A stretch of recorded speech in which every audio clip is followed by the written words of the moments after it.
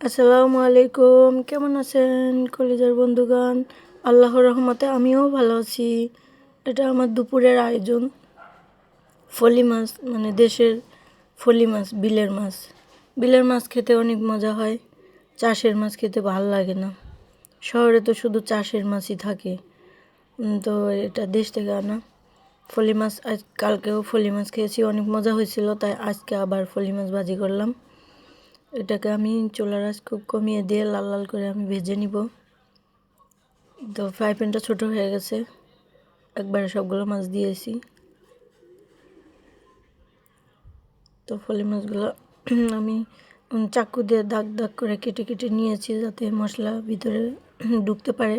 লবণ হলুদ ভিতরে ঢোকার জন্য আমি দাগ দাগ করে কেটে নিয়েছি।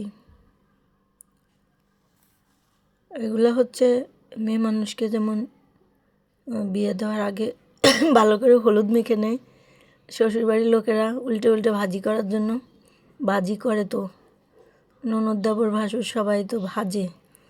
তো আমিও মাছগুলোকে যে খাওয়ার আগে লবণ হলুদ মেখে ভাজা ভাজা করে নিচ্ছি।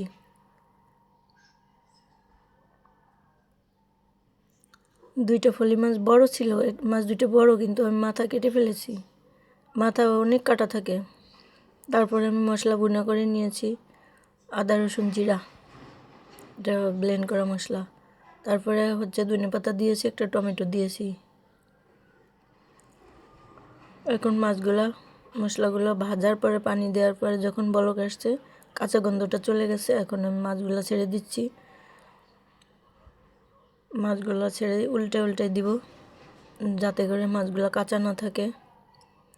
দুটো কাটা টুকরো দিয়েছি। এটা কি মাছ আমি জানি না, অবশ্য কেটে নিয়ে আসছিল বাজার থেকে। মুরগি আর হচ্ছে মাছ কেটে নিয়ে এসে বাজার থেকে, এর জন্য আমি এতটা মাছ কাটি না। আর ফলি মাছগুলো আমি কেটে নিয়েছি, মাথা ফেলে দিছি। মাথা অনেক কাটা, যার জন্য মাথা খাওয়া যায় না।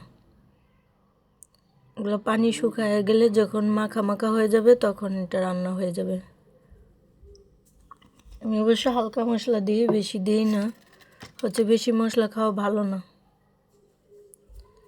মশলা বাটা ঘষা মশলা যত কম খাওয়া যায় ততই ভালো। এখন তো মানুষের গ্যাসের সমস্যা হয় বেশি। তেল ঝাল মশলা যত কম খাওয়া যাবে ততই ভালো।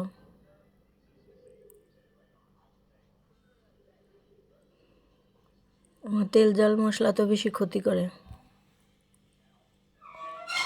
আমার অবশ্য গ্যাসের সমস্যা নেই, আমি বছরে একটা গ্যাসের ওষুধ খাই না। আর এমনিতেও অসুখ হলেও আমি ওষুধ খাই না।